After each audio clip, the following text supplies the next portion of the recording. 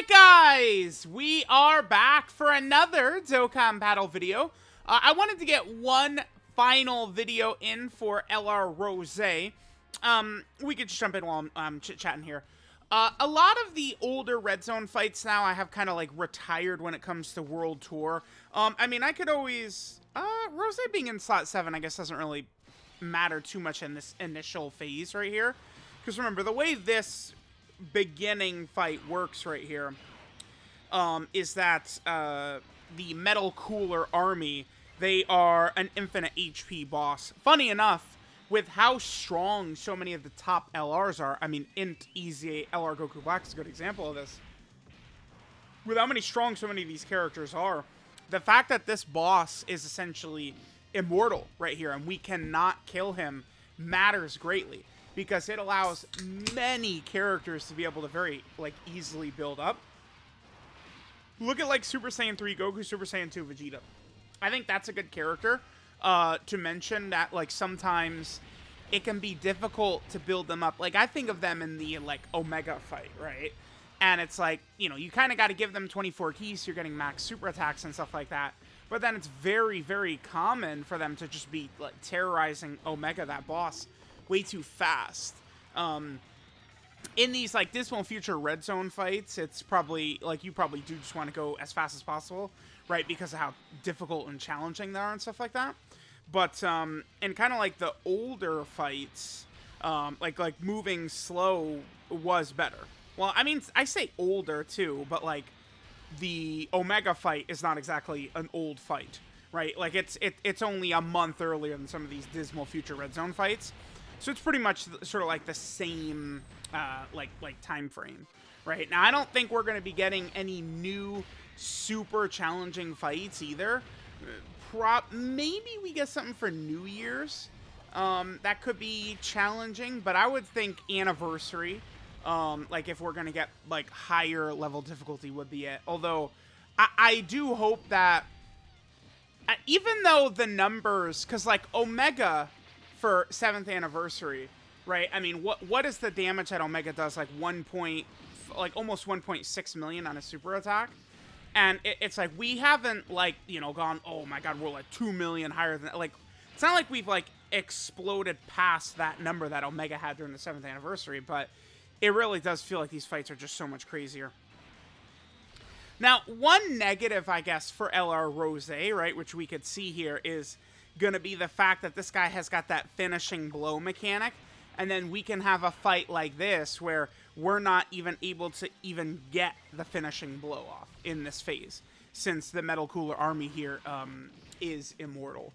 But again, I think that the whole point of this opening discussion here, I do think that the Metal Cooler core fight, I think, oh nice, she's dodged a super attack, I love that. I think the Metal Cooler core fight is still a good fight to see how some characters can perform, right? Of all of the major fights, I guess there is the 8th anniversary Sin Shenron fight, which is a really tough physical boss. But this is kind of like the only really hard physical phase amongst all those big bosses, right? Because if we look at all the Dismal Future Red Zone, I mean, you have STR, INT Tech, INT Physical. Oh no, Fusion Zamasu is physical as well. I guess. One thing is, INT is definitely the phase that these bosses seem to carry the most, right? Because again, Red Zone Goku Black, Red Zone Zamasu, and Red Zone Fusion Zamasu, all three of them have an INT phase in a row. So it's like physical characters, I mean, do kind of run shit a little bit. And Omega has an INT phase also. But against Red Zone Goku Black, and then against the Omega fight, the physical characters can get touched in a bad way. Alright, where's the super? Oh. Well, that's not exactly intelligent, Mr. Core. Yeah, that's the no-no spot for Fusion Zamasu. That's not a really good idea to super attack Fusion Zamasu right there. 22 million from this guy? Okay. 22 million, by the way. He crits. This is a guaranteed additional. And he could do another, like, dude, we're gonna kill... Like, we could actually kill this guy in 2 turns right here. Oh, God. Yep, just like that. So now the Metal Cooler Core is going to hit us for double digits. Oh my god. Dude, I was gonna come in here and say, like, you know, like, I still think we can get good footage in this fight. But, like, look at the way we just trash this. Like, it's... damn. This is like doing God event show... Is this kind of like doing, like, God event showcases after the 7th anniversary happened? Look! Bro, I guess we could still... Like, Chi-Lai could get hit right here and we'd get one shot. That would be so funny. Oh! No, come on. Okay. We can do this. Well, I mean, he's likely to have... He has a major cooldown. Nah, Goku Black could not live, could he? I don't think Goku Black could live this guy. Because it's type disadvantage. Let's do this right here. That gets us to where we need to be. Which is the guaranteed additional super level right there. So let's go ahead and pop it. 16.7. For the most part, LR Rosé's damage is very easy. I think that's one really good thing about it, right? It's very easy for him to just get this right here. Now, maybe at this point, I feel like the core would still kill him, but that I would be interested to see what the super attack would look like on him. We did get the triple super. Now remember, RNG is different for each slot. Oh, we are going to see it. Okay.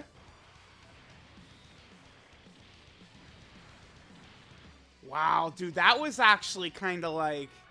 852 is still a lot after a triple super. I mean, that is type disadvantage. Let me double check. What is the core at again? Like in terms of his damage, what is the exact number? Because I know that the core does a big super attack number, but then he also gets an attack buff on his super attack. I think I would like to hop back. I think we'll come back during the core phase again. So the core hits for 1.5 million, but then he gets that 30% attack buff on there. That was good. I mean, we saw Rosé do a lot of damage. I mean, it's unfortunate that he does get killed right there, but I mean, that certainly could have been way more type disadvantage. I guess I do need to keep in mind that Rosé is a villain, so he would tank that a little bit better than a superclass character, right? I'm working my way back up to physical metal cooler, but I wanted to... well, I guess we are debuffing the army. I mean, that's the other thing about the army. We can debuff them. But we might as well get this rotation in right here as well. And then we can come back. I mean, we can see, like, the big damage he does and stuff like that. Rosé is more of an offensive unit. I know he did get one-shotted right there, but, I mean, it was type disadvantage. I personally think that the performance level by INT Rosé is good for an EZA character. I think if the... Dude, the thing that is... Go back and watch the Rosé World Tour videos, by the way. It is absolutely unbelievable how often I've gotten the additional super with him, the Hidden Potential System additional, since I changed this build. I think at first I had him mostly crit, and I didn't like it, and I changed him to mostly additional for Rosé, and since I've done that, he gets the Hidden Potential System additional, like, literally every turn. But I think that the level that LR Rosé is at is very good. I look at, like, you know, if, like, Jiren and TUR in Goku Black were, like, exactly what he is, we'd be in a much better position. Alrighty, so let's go ahead and see what we were able to get right here. Okay, so no super attack for AGL Zamasu. That's a little bit unfortunate right there. I could hit this right here, and then Rosé should be able to get what we... Oh, yeah, there we go. Remember, the major thing with Rosé is that we want to get him to 19 ki. At 18 ki, he gives himself 3 ki. So if we get to 19 ki, he'll give himself 3 ki, and then that will put him at 22 ki, which will give him the guaranteed additional super. One huge strength of LR Rosé that is just a fantastic design choice is they gave him a guaranteed additional super. None of this bullshit that, like, LR Beast Gohan has to deal with. Him. I mean, there's no way we're gonna... I mean, surely, no. I mean, listen, I could not... If he supers right here, I could not have predicted this. There's no way. Okay, yeah, dude, every turn. He does it every turn. Okay, I was gonna say. I was about to go into my rant about all the damage in the world will not protect you when the boss just one-shot. Anyone who loves damage and, you know, pushes against, like, dodge builds or something like that, 2 turns in a row he doesn't super, okay. Be thankful that that guy didn't just kill Rosé right there. Because I was in my brain queuing up the damage is worthless compared to defense rant. If that would have happened right there. But it didn't, so we're good. We're good. We're good. We just pretend nothing happened then. Nothing happened. Alright, well this is good. I mean, the fact that we did at least die once, and then the second run, I did have a fear moment for a second. That does show me that this fight is still sufficient for a World Tour fight. I have kind of retired Broly. Okay, she lived. 30, 40. Okay. No. Okay. So, we have a bit of an issue here. So, no, Rosé's heal is only when HP is 66% or above.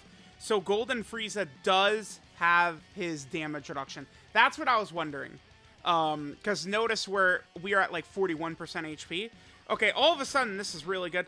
There's no reason to do Infinite Zamasu, but, I mean, I guess we'll just do it for shits and giggles anyway. But we could do the Rosé form right here, which, of course, is going to be awesome. この痛みがまた俺を強くする。神の怒りの強さがいかほどのものなのか。その身に刻み込め。 So, the restriction for this, I mean, it's still a little tough. It's definitely not the easiest to get this out, right? What is it? Turn 6 under 66% HP, but if you do get it off, I mean, this really is quite good, because, you know, so I think the way this would work, right, with a 1-turn rage mode, is if we see Cooler, if he supers during this rage mode, I think we know he will not super once we leave the rage mode. But if Cooler does not super during this, then I don't think... Because I've had mixed results with the 1-turn rage modes. Okay, perfect. So there's that. I've had mixed results with the 1-turn rage modes canceling boss abilities. There's the super right there, so we should be good. I would think that the chances are right there that we are not going to have to worry about a super attack once we leave Rosé's form right there. And now we can go ahead and pop Infinite Zamasu as well. Perfect. And I waited to do Infinite Zamasu because he's going to create the Tech Orbs, and then we get extra defense, and I want to do that after Rosé.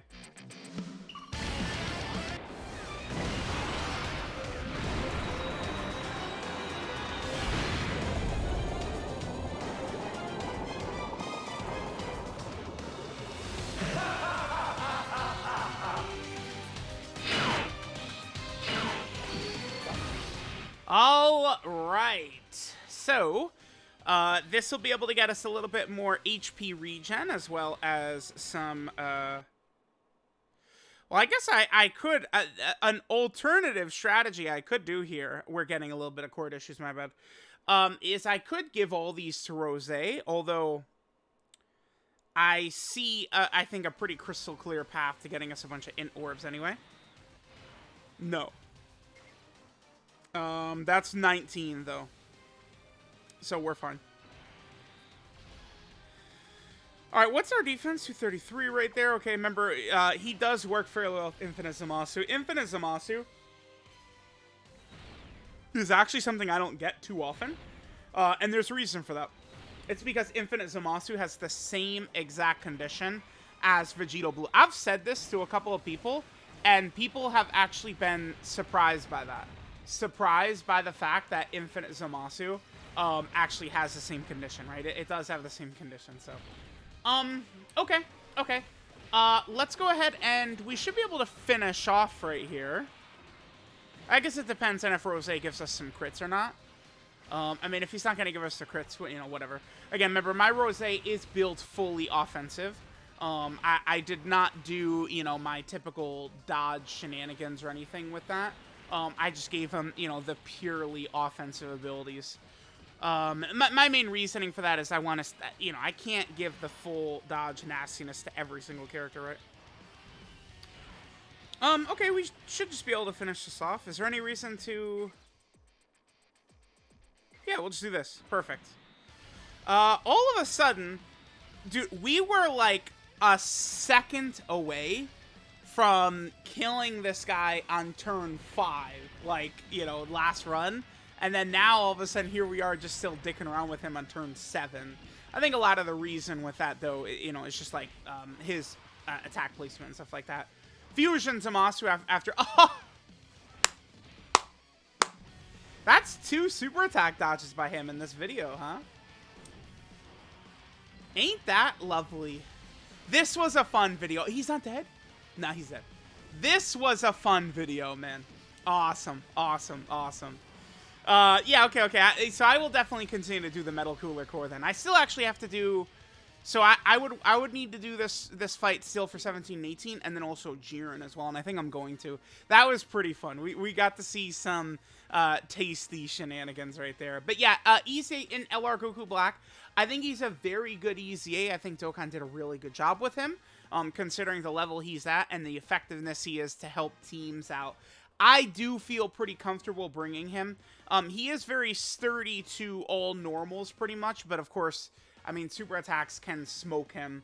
I mean, you know, if I want to be super greedy, I could say, I wish he was guarding as well with 50% damage reduction, right? And stuff like that. But, like, he's good. He's good. Yellow coin LR EZAs, man.